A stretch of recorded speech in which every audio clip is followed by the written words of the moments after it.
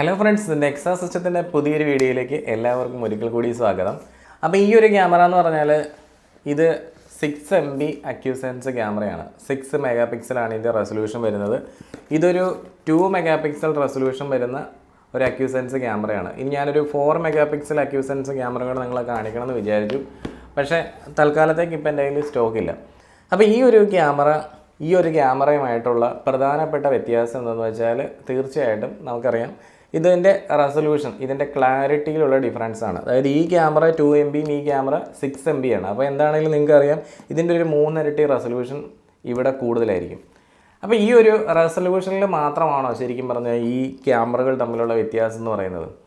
ഇപ്പോൾ നമ്മൾ സാധാരണ ഒരു സ്ഥലത്ത് ക്യാമറ വെക്കാൻ വേണ്ടി ചെന്ന് കഴിഞ്ഞാൽ ഈ കസ്റ്റമർ നമ്മളോട് പറയും, ഇപ്പോൾ എൻ്റെ വീടിൻ്റെ മുഴുവൻ പ്രദേശം എനിക്ക് കാണണം, വീടിൻ്റെ മുറ്റം മുഴുവൻ എനിക്ക് കാണണം, അതുകൂടാതെ തന്നെ ആ 40 മീറ്റർ ദൂരെ നിൽക്കുന്ന ആ ഒരു ഗേറ്റ്, അതിൻ്റെ ഫ്രണ്ടിൽ ആരെങ്കിലും വന്ന് വ്യക്തമായിട്ട് എനിക്ക് അയാളുടെ ഫേസ് കിട്ടണം എന്ന് പറയും.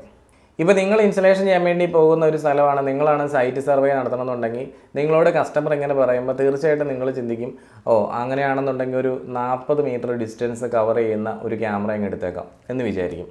അതായത് ഈ 2 മെഗാ പിക്സലും ഈ 6 മെഗാ പിക്സലും ഇനി നമ്മൾ കാണാനുള്ള ആ ഒരു 4 മെഗാ പിക്സലിൻ്റെയും 40 മീറ്ററാണ് IR ഡിസ്റ്റൻസ് വരുന്നത്. അപ്പോൾ സ്വാഭാവികമായിട്ടും 2 മെഗാ പിക്സലിന് റേറ്റ് കുറവായിരിക്കും. അതുകൊണ്ട് തന്നെ എന്ത് ചെയ്യും, നമ്മൾ ബാക്കിയുള്ള 4 MBനെയും 6 MBനെയും അവോയ്ഡ് ചെയ്തിട്ട് 2 MB കൊട്ടേഷനിൽ കാണിക്കും. അപ്പോൾ നമ്മൾ രാത്രി ഈ കൊതുകടിയൊക്കെ കൊണ്ട് ഇരുട്ടത്തോടെയൊക്കെ നടന്ന് നമ്മൾ ഇൻസ്റ്റലേഷനൊക്കെ ചെയ്ത് വയർത്തൊലിച്ച് കസ്റ്റമറുടെ മുന്നിൽ നമ്മുടെ റിസൾട്ടുമായിട്ട് ചെല്ലും.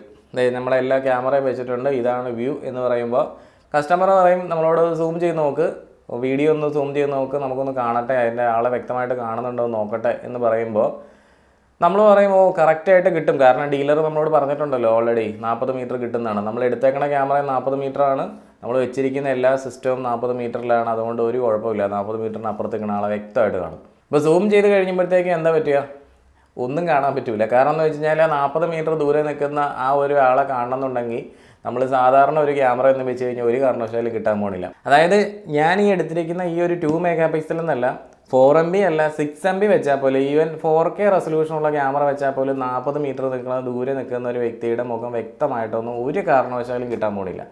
അവിടെയാണ് നമ്മുടെ ബാക്കിയുള്ള ഫീച്ചേഴ്സ് അറിയുന്നത്. അതായത് ക്യാമറ മാനുഫാക്ചേഴ്സ് അതുപോലെ സെയിൽസ് ചെയ്യുന്ന ആളുകൾ ഒക്കെ നമ്മളെ പറ്റിക്കുന്നു എന്ന് ഞാൻ പറയുന്നില്ല, നമ്മൾ അവോയ്ഡ് ചെയ്ത് കളയുന്ന ഒരു പ്രധാനപ്പെട്ട ഒരു കാര്യമാണ് ഇന്നത്തെ നമ്മുടെ വീഡിയോ.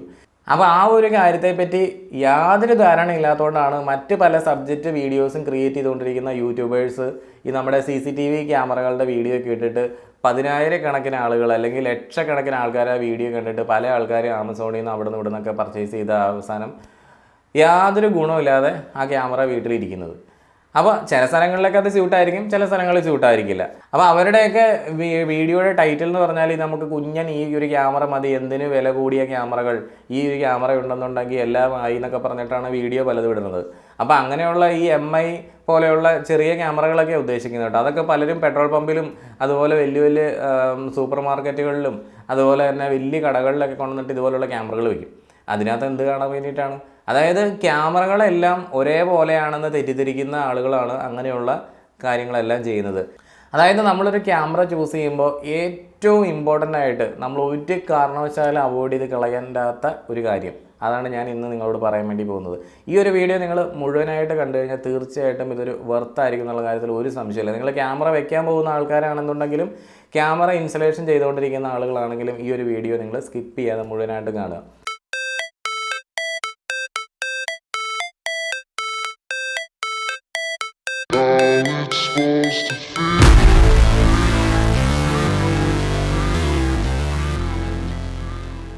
അതായത് കസ്റ്റമർ നമ്മളോട് പറഞ്ഞ 40 മീറ്റർ എന്ന് പറഞ്ഞാൽ ആ ഗേറ്റിൻ്റെ അപ്പുറത്ത് അല്ലെങ്കിൽ ഗേറ്റിനോട് ചേർന്ന് നിൽക്കുന്ന ആളെ വ്യക്തമായിട്ട് കിട്ടുന്ന 40 മീറ്ററാണ്. അപ്പോൾ നമ്മൾ ഉദ്ദേശിച്ചത് എന്താണ്, 40 മീറ്റർ, ചിലപ്പോൾ നമ്മൾ ഉദ്ദേശിച്ചത് അത് തന്നെയായിരിക്കാം. നമ്മൾ പോയി ഡീലറോട് പറഞ്ഞത് 40 മീറ്റർ ഇൻഫ്രാറെഡ് നൈറ്റ് വിഷൻ കിട്ടുന്ന ക്യാമറയെ പറ്റിയാണെന്നാണ് ഡീലർ ധരിച്ചിരിക്കുന്നത്. അപ്പോൾ എന്ത് ചെയ്തു, ഡീലർ നമുക്ക് തന്നിരിക്കുന്നത് 40 മീറ്റർ IR ഡിസ്റ്റൻസ് ഉള്ള ക്യാമറയാണ്. അപ്പോൾ ഈ 40 മീറ്റർ IR ഡിസ്റ്റൻസ് തന്നെയാണ് ഈ ഇരിക്കുന്ന 2 മെഗാ പിക്സലും ഈ ഇരിക്കുന്ന 6 മെഗാ പിക്സലും ക്യാമറയ്ക്ക് വരുന്നത്. അതായത് ഈ ഒരു ഇപ്പോൾ IR എന്ന് വെച്ചാൽ ചിലർക്കെങ്കിലും അറിയില്ലായിരിക്കും, അവരോട് മാത്രം ജസ്റ്റ് ഒരു വാക്ക്. അതായത് IR എന്ന് പറഞ്ഞാൽ ഇൻഫ്രാറെഡ് നൈറ്റ് വിഷൻ ആണ്. ഈ രണ്ട് ക്യാമറകളും രാത്രി ബ്ലാക്ക് ആൻഡ് വൈറ്റിലായിരിക്കും കാണുന്നത്. അപ്പോൾ ഈ ഒരു ക്യാമറയിൽ നിന്ന് വരുന്ന ഇൻഫ്രാറെഡ് ലൈറ്റിന് എത്രത്തോളം ദൂരം ട്രാവൽ ചെയ്യാൻ പറ്റും എന്നുള്ളതാണ്. അപ്പോൾ ഈ രണ്ട് ക്യാമറകൾക്കും ഒരുപോലെ തന്നെയാണ് 40 മീറ്റർ തന്നെയാണ് ട്രാവലിംഗ് ഡിസ്റ്റൻസ്. അതുകൊണ്ട് ദൂരെ നിൽക്കുന്ന ഒരാളെ നമുക്ക് കാണാൻ കഴിയുമെന്ന് അർത്ഥമില്ല, ആ വെട്ടം അവിടെ വരെ ചെല്ലും എന്നുള്ളതാണ്. അപ്പോൾ നമ്മളത് എന്ത് ചെയ്തു, കസ്റ്റമറെ 40 മീറ്റർ ആണെന്നുള്ള ധാരണയിൽ അവിടെ കൊണ്ട് കാണിച്ച് കഴിഞ്ഞപ്പോൾ കസ്റ്റമർ പറയണത് എന്താണ്, 40 മീറ്റർ ആ ദൂരെ നിൽക്കുന്ന ആളെ വ്യക്തമായിട്ട് കാണുന്ന ആ ഒരു വിഷനാണ്. അപ്പോൾ ആ ഒരു വിഷൻ നമുക്ക് കൂടുതൽ വേണമെന്നുണ്ടെങ്കിൽ ഈ രണ്ട് ക്യാമറയിലും പറ്റില്ലെന്ന് ഞാൻ നിങ്ങളോട് ആദ്യം പറഞ്ഞു. ഇനി നമുക്ക് അതിൻ്റെ ചില പ്രത്യേകതകൾ നോക്കാം, ഏത് ക്യാമറകളിലാണ് അങ്ങനെയുള്ള കാര്യങ്ങൾ കാണുന്നതെന്നും അത് എന്തൊക്കെ ഫാക്ടേഴ്സിനെ ബേസ് ചെയ്തിട്ടാണ് അത് വരുന്നതെന്നും. ഹിക്വിഷൻ്റെ പുതിയ എല്ലാ ക്യാമറകളിലും, പ്രത്യേകിച്ച് അക്യൂസെൻസ് ക്യാമറകളിലെല്ലാം തന്നെ ഡോറി എന്ന് പറഞ്ഞിട്ട് അവർ പ്രത്യേകം ഇങ്ങനെ കറക്റ്റായിട്ട് ഓരോ കാര്യങ്ങൾ എഴുതി വെച്ചിട്ടുണ്ട്. ഡോറിയിലെ ഡി എന്ന് പറയുന്നത്, ഞാൻ എൻ്റെ ഒരു പഴയൊരു വീഡിയോയിൽ എനിക്ക് തോന്നുന്നു ഞാൻ ചെയ്ത 2 MB അക്യൂസെൻസ് ക്യാമറയിലാണെന്ന് തോന്നുന്നു ഡോറിനെ പറ്റി പറഞ്ഞത്. അപ്പോൾ ഇത് നമ്മൾ അതുപോലെയല്ല, കുറച്ചുകൂടി ഡീറ്റെയിൽ ആയിട്ടാണ് അതിനെപ്പറ്റി പറയാൻ വേണ്ടി പോകുന്നത്. അപ്പോൾ ഈ ഡോറിയിലെ ഡി എന്ന് പറഞ്ഞാൽ ഡിറ്റക്ഷൻ എന്നാണ്. ക്യാമറ എത്രത്തോളം ദൂരെ നിൽക്കുന്ന ആളെ ഡിറ്റക്റ്റ് ചെയ്യും. അതായത് അതിനകത്ത് വലിയൊരു റെസൊല്യൂഷനോ കാര്യങ്ങളൊന്നും ഉണ്ടാവണമെന്ന് ഒരു നിർബന്ധമില്ല. ക്യാമറ അതൊരു മനുഷ്യനാണോ മൃഗമാണോ എന്നുള്ള കാര്യം ഡിറ്റക്റ്റ് ചെയ്യും. ഇനി O സ്റ്റാൻഡ്സ് ഫോർ ഒബ്സർവേഷനാണ്. നമുക്ക് അയാൾ എന്താണ് ചെയ്യുന്നതെന്ന് കാണാൻ പറ്റും. അതായത് ആ വന്നിരിക്കുന്ന ആൾ, അതായത് അവിടെ എന്തോ ആക്ടിവിറ്റി നടക്കുന്നുണ്ട്, അതെന്താണ് ചെയ്യണമെന്ന് കാണാൻ പറ്റും. ഓക്കെ, അതാണ് ഒബ്സർവേഷൻ. ഇനി മൂന്നാമത്തെ ടൈമായിട്ടുള്ള R സ്റ്റാൻഡ്സ് ഫോർ റെക്കഗ്നേഷൻ എന്നാണ്. നമുക്ക് അയാളെ വ്യക്തമായിട്ട് തിരിച്ചറിയാൻ കഴിയും. അതായത് അയാളുടെ സ്കിന്നിൻ്റെ കളറ്, അയാളിട്ടിരിക്കുന്ന ഡ്രസ്സിൻ്റെ ആ ഒരു നേച്ചർ, ഇപ്പോൾ ചുരിദാറാണോ സാരിയാണോ ഷർട്ടാണോ മുണ്ടാണോ ബനിയനാണോ അങ്ങനെയുള്ള കാര്യങ്ങളെല്ലാം അറിയാൻ പറ്റും. ഇനി ഐഡൻറ്റിഫിക്കേഷനാണ് ശരിക്കും പറഞ്ഞാൽ ഇത് ലാസ്റ്റ് ടൈം. അപ്പോൾ അതിനകത്താണ് നമ്മൾ കറക്റ്റായിട്ട് അയാളെ ഇന്ന ആളിൽ നിന്ന് മറ്റൊരാളാണ് എന്ന് നമ്മൾ വ്യക്തമായിട്ട് മനസ്സിലാക്കി എടുക്കുന്നത്. അപ്പോൾ ഇവിടെ ഞാൻ ഈ 2 മെഗാ പിക്സൽ അക്യൂസെൻസ് ക്യാമറയുടെ ഫീച്ചേഴ്സാണ് ഇവിടെ മെൻഷൻ ചെയ്തിരിക്കുന്നത്. ഞാനിവിടെ കൊടുത്തിരിക്കുന്നത് 2.8 mm ക്യാമറയിലും 4 mm ക്യാമറയിലും 6 mm ക്യാമറയിലും വരുന്ന ഡിറ്റക്ഷൻ, ഒബ്സർവേഷൻ, റെക്കഗ്നേഷൻ, ഐഡൻറ്റിഫൈ, ഇങ്ങനെ ഈ 4 കാര്യങ്ങളാണ് പ്രത്യേകം മെൻഷൻ ചെയ്യുന്നത്. ഈ അളവുകളെല്ലാം കൊടുത്തിരിക്കുന്ന മീറ്ററിലാണ്. സാധാരണ കേസിൽ നമുക്കിവിടെ കേരളത്തിൽ അവൈലബിൾ ആയിട്ടുള്ള ക്യാമറ എന്ന് പറഞ്ഞാൽ നമ്മുടെ അക്യൂസെൻസിൽ 4 mm ലെൻസ് വരുന്നതാണ്. അപ്പോൾ അതുകൊണ്ട് തന്നെ ഞാൻ ഈ 4 mm ലെൻസ് ക്യാമറയെ പറ്റിയാണ് കൂടുതൽ സംസാരിക്കുന്നത്. ഇപ്പോൾ 4 mm ലെൻസിൽ ഡിറ്റക്ഷൻ എന്ന് പറയുന്നത് ഇപ്പോൾ 54 മീറ്റർ ദൂരെ നിൽക്കുന്ന വ്യക്തിയെ അത് മനുഷ്യനാണോ മൃഗമാണോ എന്നൊക്കെ നമുക്ക് അറിയാൻ പറ്റുന്ന ഒരു സിറ്റുവേഷൻ, അതാണ് ഈ ഒരു 54 മീറ്റർ. പിന്നെ അതേപോലെ നമുക്ക് ഒബ്സർവ് ചെയ്യാൻ പറ്റുന്നതാണ് 21 മീറ്റർ. പിന്നെ റെക്കഗ്നേഷൻ പവർ എന്ന് പറഞ്ഞാൽ 11 മീറ്ററാണ്. അതുപോലെ തന്നെ ഐഡൻറ്റിഫൈ ചെയ്യാൻ പറ്റുന്നത് നമുക്ക് 5 മീറ്ററിലാണ്. ഇനി അതേപോലെ തന്നെ നമ്മൾ മറ്റൊരു ക്യാമറ, അതായത് ഈ സെയിം ക്യാമറ തന്നെ 4 MB വരുന്ന സമയത്ത് നമുക്ക് 4 mm ലെൻസിനെ പറ്റി നോക്കുകയാണെങ്കിൽ 80 മീറ്ററാണ് നമ്മുടെ ഡിറ്റക്ഷൻ പവർ വരുന്നത്. ഒബ്സർവേഷൻ വരുന്നത് 31 മീറ്ററാണ്.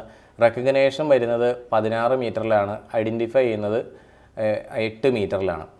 ഇപ്പോൾ ഇത് തന്നെ നമ്മൾ 6 MB ക്യാമറയാണ് എടുക്കണമെന്നുണ്ടെങ്കിൽ ആ ക്യാമറയിൽ വരുന്ന നമ്മുടെ ഡിറ്റക്ഷൻ എന്ന് പറഞ്ഞാൽ 90 മീറ്ററാണ്. അതായത് 90 മീറ്റർ ദൂരം നിൽക്കുന്ന വ്യക്തിയെ നമ്മൾ വ്യക്തമായി കാണുന്നതെന്നല്ല അതിൻ്റെ അർത്ഥം.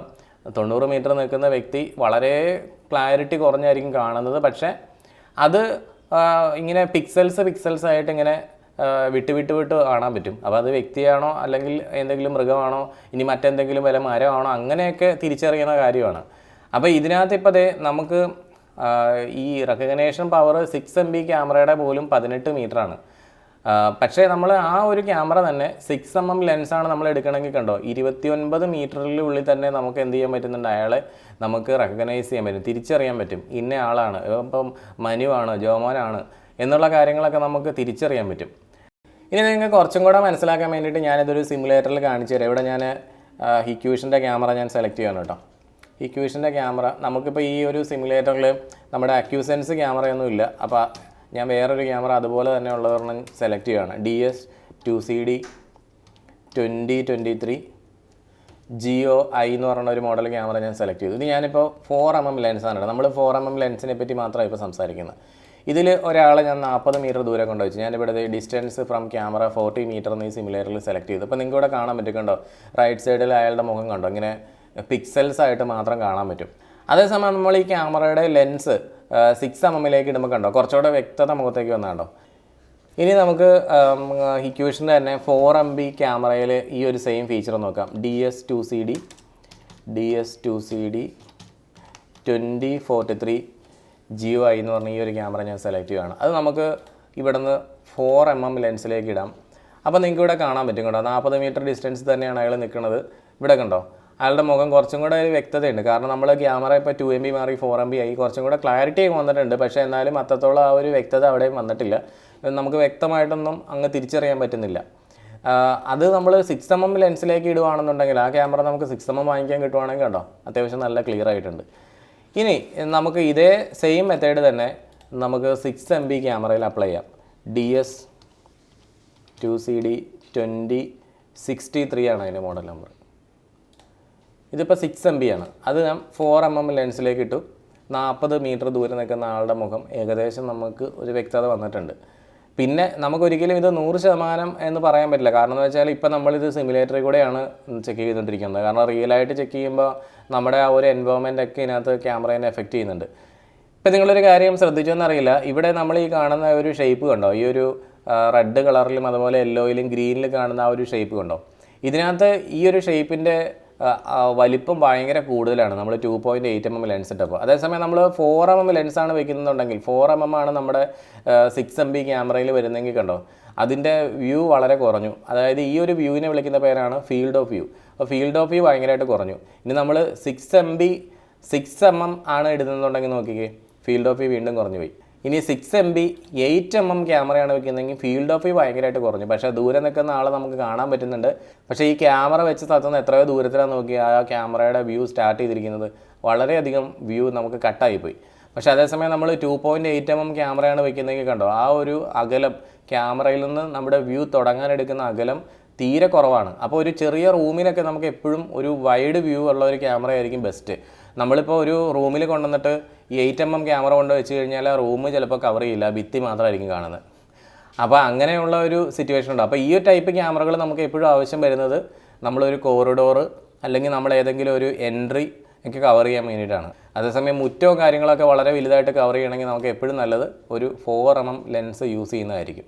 അപ്പോൾ നമ്മൾ ആദ്യം പറഞ്ഞ ആ ഒരു ഇൻസിഡൻറ്റിൽ ഇനി കസ്റ്റമർക്ക് നമ്മളൊരു നല്ലൊരു ക്യാമറ അവിടെ കൃത്യമായിട്ട് കാണുന്നൊരു ക്യാമറ വെച്ച് കൊടുക്കാതെ നമ്മുടെ കാശ് കിട്ടുമെന്ന് തോന്നുന്നില്ല. അപ്പോൾ ആ ഒരു ചുറ്റുപാടിൽ പെട്ടുപോയ പല ആൾക്കാരും ഇപ്പോൾ ഈ വീഡിയോ കാണുന്നുണ്ടാവും. നിങ്ങൾ മറന്നു പോയിട്ടുണ്ടായിരുന്ന ഒരു ടെക്നിക്കൽ ടൈം, ഇനി അങ്ങനെ ആരെങ്കിലും പെട്ടുപോയിട്ടുണ്ടെന്നുണ്ടെങ്കിൽ ആ ഒരു കാര്യം നിങ്ങൾക്ക് രസകരമായിട്ടുള്ളൊരു കാര്യമാണെന്നുണ്ടെങ്കിൽ ഈ ഒരു വീഡിയോയുടെ താഴെ കമൻറ്റ് ബോക്സിൽ ഒന്ന് രേഖപ്പെടുത്തുക. അപ്പോൾ ഈ ഒരു വീഡിയോ നിങ്ങൾക്ക് തീർച്ചയായിട്ടും ഉപകാരപ്പെട്ടെന്നാണ് ഞാൻ വിചാരിക്കുന്നത്. നിങ്ങൾക്ക് ഈ ഒരു വീഡിയോ ഇഷ്ടമായിട്ടുണ്ടെന്നുണ്ടെങ്കിൽ ഈ വീഡിയോ നിങ്ങൾ ലൈക്ക് ചെയ്യുക. അതുപോലെ തന്നെ ഇതുപോലുള്ള പുതിയ സബ്ജക്റ്റിലേക്ക് നിങ്ങൾക്ക് താല്പര്യമുണ്ടെന്നുണ്ടെങ്കിൽ ഈ ഒരു ചാനൽ നിങ്ങൾ സബ്സ്ക്രൈബ് ചെയ്ത് വെക്കുക. അപ്പോൾ ഇതുപോലുള്ള നമ്മുടെ networking, CCTV, access control machines, biometric മെഷീൻസിൻ്റെയൊക്കെ വീഡിയോസാണ് ഈ ഒരു ചാനലിലൂടെ ഞങ്ങൾ അപ്ലോഡ് ചെയ്തുകൊണ്ടിരിക്കുന്നത്. അപ്പോൾ അടുത്ത ദിവസം പുതിയൊരു വീഡിയോയുമായിട്ട് നമുക്ക് വീണ്ടും കാണാം. ഓക്കെ.